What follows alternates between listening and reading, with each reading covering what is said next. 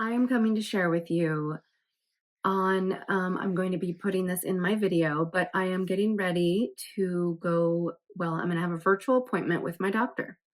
And I shared in my last couple videos ago that I started taking the vaginal estrogen cream, and that I was feeling and sharing with all of us that I think it's better that we are proactive and we start earlier than later. And why are we going to wait? So, same thing, I am already consulting with my doctor about taking estrogen. So, same thinking of the vaginal estrogen. Why are we going to wait? Why are we going to wait till the damage is done? Why are we going to continue to suffer? And why are we going to wait till we just completely dry up and there's nothing? And maybe a lot of wasted suffering that wasn't necessary. So that's what I really am talking to the doctor about today. It's like, and she's the one who said, yes, let's have a consult. So she was totally pro starting estrogen and agreeing that you don't have to wait until you are done with your, that you are in menopause and postmenopausal. We don't have to wait. So I think the research is showing more and more that, and it's going to show more and more that, yes, why wouldn't we start earlier than later? So this is the conversation I'm going to have with her.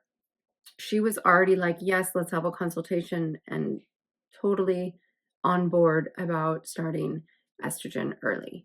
Now, I also wanted to share, I'm getting ready to see her. So I recommend, keeping notes throughout maybe the timing before your appointment. And I have been just kind of jotting down questions. And I think this is a great way. We should do this anyways, any doctor we see, but especially in this menopausal journey, because things come up and you maybe aren't going to think about all of those things when you see the doctor. So I wanted to share that's a really good thing to do, and that's what I'm doing. I just have a few questions for her, of course. The type of estrogen she feels like should and, are going to use, my options, what she thinks is a good option. Also, what type, is it bioidentical? Is she a big, proponent of like the bioidentical? And I have learned that there are, bioidentical hormones that we can get from, that are FDA approved from the pharmacy. Okay. There's a lot of misconception about the bioidentical. Okay. Also, I'm going to talk to her about my my testosterone as well, because I need a refill. But yes, I'm going to also talk to her about, what type, whether it's oral or do we start a patch, or yes, and how much, like what is the recommendation, since obviously I'm already declining and have been declining in estrogen, but what, how much is she talking, or would she feel is a good amount to start out with when in this type of situation? Because remember, I am 51, I am still cycling, although I am still cycling. I have somewhat of a cycle, but you guys know I have the IUD, so it kind of makes it tricky. But I have been being tested, and of course, all my ranges are normal, which is, we take those with a grain of salt. But so those are going to be my questions, and I just wanted to share that this is a great idea to do. Make sure you're jotting things down and you are having notes ready and questions for your doctor. And I'm going to be sharing all this journey with you guys. Hello, all of you beautiful ladies, and thank you so much for joining me for this video. And I am discussing preparing for when you're going to see your doctor, as well as starting estrogen early. And what are our options? And this has been something that I am thinking about. In my last video, I shared that I'm not waiting until damage is done, and I already started vaginal estrogen cream, and that's going well. I haven't noticed much difference because, as I shared in the video, I wasn't struggling yet, but I just want to be proactive, so I started using it. I also then saw my doctor, which is what this video is about. So I already shared, you saw in the first clip, about just sharing what I've learned on preparing for your actual doctor appointment. So I have a journal that I really am writing things down that come to my mind, questions that come to my mind, things that I don't want to forget to ask her, that I'm constantly doing before the appointment. Most of the time our appointments are pretty out there, so we definitely have time, and I found this is the best way for me to make sure I get everything out. And sometimes still I forget things, but I think that is the best way to prepare. And you need to be prepared. It's so important. You know, we see our doctor, we've got the white coat syndrome, you know, where you're kind of nervous and you just forget. You're not going to remember all the things. And you know what? I think doctors respect that you have a list. Maybe some will be annoyed, but oh well, you know, you have very little of their time and they know that, and so you're going to use it wisely, you know. So anyway, this is why I wanted to come on and share. I think it's very important. You guys know that I'm a huge advocate for finding the right doctor, and that's what this video is also about. It has definitely been the most difficult and the most important thing in this journey for me. And you guys know I'm an Army spouse, so which is probably not a bad thing because I have to switch doctors frequently. But like I said, I don't think that's a bad thing because I have, maybe if I don't like the doctor or whatever, I mean, I never am with that doctor too long. Now, the bummer part is this doctor I have now, but as you all know, I'm staying where I'm at in Washington for another 3 years. But I just found out that she is retiring. And I'm really disappointed because it took me so long. I probably had about 7 or 8 doctors before I found her, and she's been wonderful. But also, I'm going to share that today. I don't think it's going to be a bad thing. I've decided that I'm going to get a new doctor because I think that she is a little bit set in her ways, as would be totally normal. She's in her later 70s, I believe, and you know, I just think their mind is a little more closed. They're maybe not as well researched anymore. So, you know, in fact, to give you an example, I actually told her about a new study that was out that we're going to talk about. So I actually shared that with her, and so she was really excited. Of course, she was going to go and read that study, but just again, like, you know, I think that they're just trying to get through it, you know. And at no fault, like that's just human nature and it's normal. You know, she's probably definitely ready to retire. I'm sure she's been practicing for over 30 years and it's time, you know. And so to keep up with the new stuff is difficult, I think, for someone who's been practicing that long. Okay, so let's not get too off track here. So number 1 is what this video I'm sharing is preparing for your doctor visit and making a list and keeping track, and slowly as you're waiting for that appointment is the best thing you can do. Also, my doctor was the one who told me my last visit, I did have my annual, but I also discussed with her last time about starting estrogen and what her thoughts were. Well, it was funny because I had the visit and she was kind of like, okay, well, what are we doing? And it was like, oh, okay, well, we said we were going to have this appointment to discuss starting HRT. Now, I'm already on HRT some, but I'm, you know, to add the estrogen in. And I expressed to her that just like the vaginal cream estrogen, I want to be proactive, and I feel like I don't want to wait until I just am completely done and my estrogen is all dried up. Can we start giving it to me now? And really what was puzzling is she just kind of was like, okay, well, what are you suffering from? And I was a little upset because now, of course, she would not ever say like no to whatever I'm asking her for, but I did want her opinion. And again, I thought that's what this appointment was about, was us talking about adding estrogen. So, okay, so maybe she just didn't remember, I'm not sure. But I did tell her, well, that's what we're supposed to be meeting about, is adding estrogen in. And her answer was, well, I'm not really hearing, basically she was saying she didn't really hear anything I'm suffering from. And I was very perplexed, like, okay, well, I have been suffering from, I have all the symptoms of menopause. The only symptom that I'm not struggling from is the hot flashes the night sweats, but that doesn't mean I'm not getting them. I'm getting them, and they have been getting a little more frequently, but tell me if you guys can relate. It seems like they come and go. So like I'll have a few, for like that month, and then maybe it will be another month or so that I don't have any. And then my hot flashes are just like, usually I just get too hot too fast. And I think all women kind of experience them differently. I think all women also explain them differently.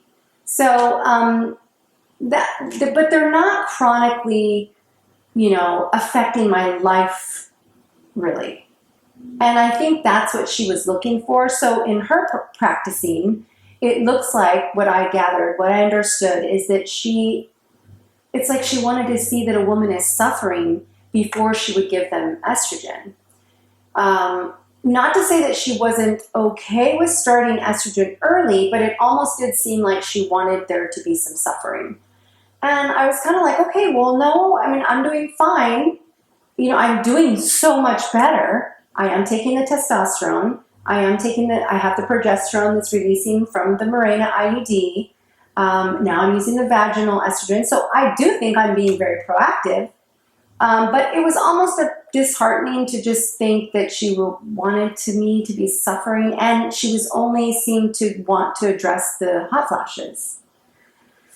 So I left a little upset just because I was just confused and not sure what her message was, and why it did make me feel indifferent, and I kind of was upset, and I wasn't sure why. And that's why I wanted to share this video with you guys, because it really kind of didn't set well with me.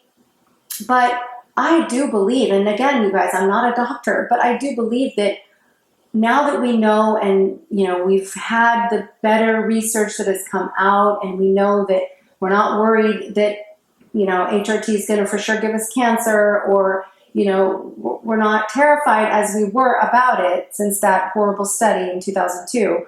But I still think that there is that fear deep within our doctors, and especially this doctor that I'm dealing with, because again, she is older.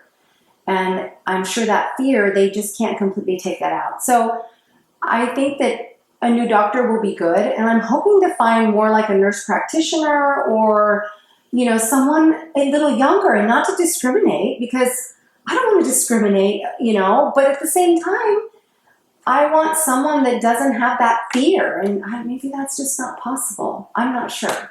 But anyways, let's move on. So what I let it marinate for a few days, and what I've decided is I am going to start estrogen early. I'm not going to wait until, I have my last period and it's been a year, whatever. I'm just going to, as soon as I'm going to go by how I feel. And at the moment, I'm actually okay. But I'm just going to really be closely paying attention, and then I will take it from there. And I feel like just starting to take a very low dose of estrogen may be something I'm going to do very soon. What do you think? Are you going to start? How does that make you feel? But now I've also been doing my research, and I do understand that we all of us women know that there is such thing as too much estrogen. We do not want too much estrogen. Just like the same thing with testosterone. We do not want too much testosterone. So there's just that balance, that right level for each of us. And so I did trust my doctor, because again, I told her, like, well, I don't want to start taking a little estrogen and then I have symptoms because of that, because there is that too. There's estrogen dominance where you just have too much, and then we're going to have symptoms because of that. So I don't want that either. So I am a little nervous, to start early. So I'm just going to give it a little more time. Also, she did tell me an interesting thing, which I kind of had seen but didn't understand. But what she explained to me is, because I'm taking the testosterone, remember, testosterone converts, I believe it converts into progesterone and then into estrogen. So I am getting estrogen as well from the testosterone. So that was actually very good news. And that kind of makes sense, where I do feel like I have a pretty good balance right now. I feel like I'm getting the exact amount I need with the IUD. I feel like I'm getting, then I'm getting the testosterone. is, you know, perfect, because I can play with it, you know, with the cream. That's why we all recommend the cream, because you can play with it and get the right, make sure you're getting the right dosage. You have more control. That made me think, okay, well, maybe I don't want to mess with it at this point. So that's my conclusion on that. I'm going to wait just a little bit, but she did say, if I say I want it, she's going to give it to me. And I may try and make sure she gives it to me before she retires, which is in December. So that's a little ways away. They're nervous about, I'm going to get a new doctor, and what if that new doctor is totally against using estrogen for me? Or the testosterone. So I'm a little panicky about this, you guys. I wanted to share that. But she has some people she's working with, so she has assured me that she's mentoring these doctors that are going to take over her patients, and so they should still be perfectly aligned with what she's doing. They'll continue. So that's where I am going to leave off with that. Now, I also wanted to touch, I feel like it's my duty and my responsibility to at least acknowledge this new study that came out. And it came out in the Journal of the North American Menopause Society. And it was, the name of it is The Use of Menopausal Hormone Therapy Beyond the Age of 65 Years and Its Effects on Women's Health. This is a huge study, you guys. This just came out April 9th. I've heard some other experts talk about it. I'm not going to talk too much about it, you guys. I'm not a doctor. I also don't, I'm not well-versed in reading studies or understanding studies, and they are very complicated.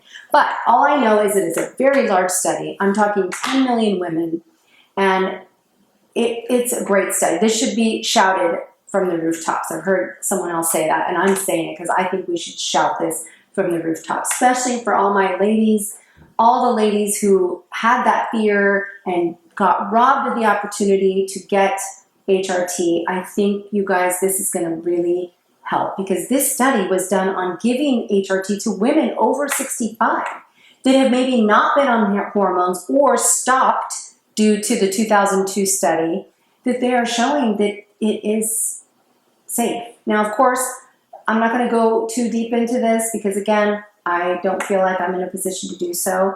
But read that study. We can all go read that study. It was a very well done study, what I gathered, and very promising on the things it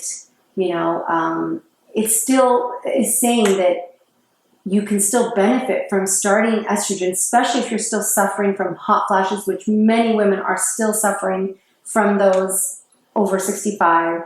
And that's saying it's still a chance that it can protect them from, heart disease and from, osteopenia, and also maybe dementia. So there still can benefit from taking it. And I think, of course, now you could have risks, and there's all kinds of different caveats, and, it's multifaceted for it's not, each woman is going to be totally different on what it means for her. But this is really good news for women, like I said, who are in good health and still are suffering and can still maybe get the protective benefits of starting to take estrogen. So this is amazing, you guys. I just wanted to, at least, I felt like it's my duty to at least touch on that study. And yay, this just shows us that there is change happening. It's slow, you guys. It's slow, but it's happening, But just like I was just talking about my doctor, I mean, I love her and she's been wonderful, but there's still that fear there, And then that's why I wanted to share about preparing to see your doctor, because we need to be heard, ladies. I think that us as women tend to really, we have this, I was writing some other notes about this, you guys. We have this fear. We downplay things. I downplay things. I have this deep-seated thing in me that, I don't want to really show how bad it is, right? Or I don't want maybe anyone to really see my pain. And I think it seems like innate in us. Like, we don't want people to think we're struggling. It's difficult for us to express how we're really feeling it. And we have a tendency to downplay it. Like, oh, I'm fine, it's not that bad, no. And that's why I think we struggle so much with this particular journey. as a woman going through this menopause. No, we need to scream it. We need to tell people, no, I am miserable, okay? I need help. And it's a tough thing for us to do, you guys. And I've been struggling myself, and I just want to show, and I always say that to everyone, like, this is why I did do this. This is why I think that's the worst thing as a woman, is to feel alone and not be seen or heard. And, as a woman, think about it. Like, I think that by letting someone know that true pain, and it's almost like we will be then less than, that we will be seen as weak. We're supposed to be strong women, right? And this is the same thing for males. We know it's a given for males deal with that as well. It's like they can't show weakness, but it's us too. It is us too. I mean, because we are the caretakers. We have to take care of everybody else. So we don't take care of ourselves, and we have to be good. We have to feel good. We have to be okay to take care of our husband, our children. So I think that's why it's just so important for us to don't downplay it. Don't downplay it. You need to scream and shout for what you need, and do not make it seem not so bad. No, we can't. And I just think that self-worth then comes into play for us. And like I said, if you're suffering, then speak up. Speak up.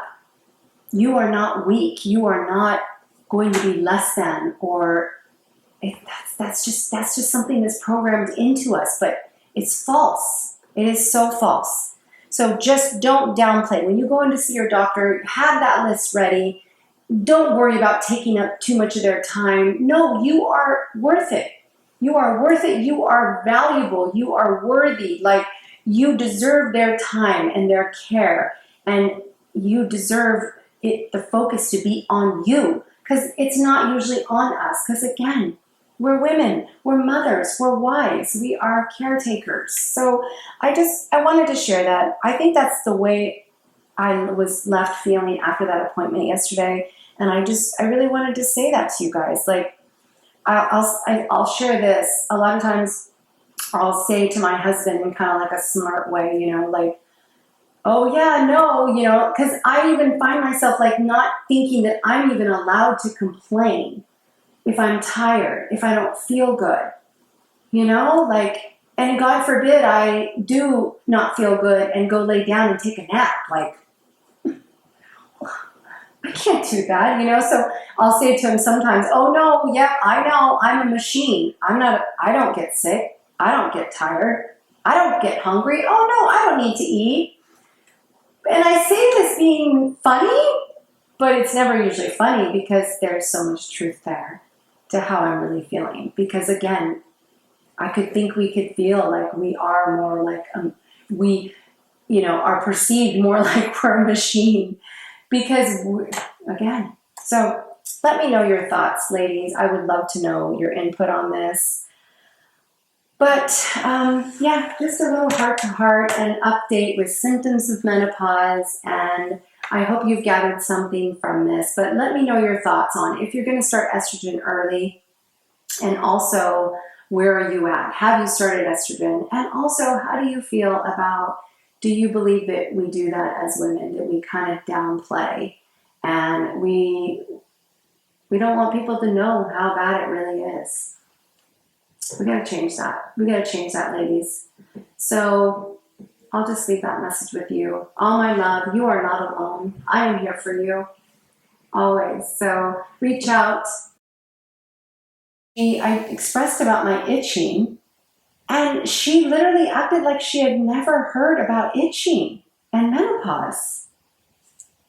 I didn't know what to even say. And she basically told me that I needed to see my primary care doctor, because that sounded like something else. So here's an example again, that your doctor just might not, all of these, they just may not have experienced that many women coming in to see them about itching. But you guys, I know that one of my most popular videos is the itching. And any woman I have spoken to or talked about it, the itching, they're itching. So I was so confused.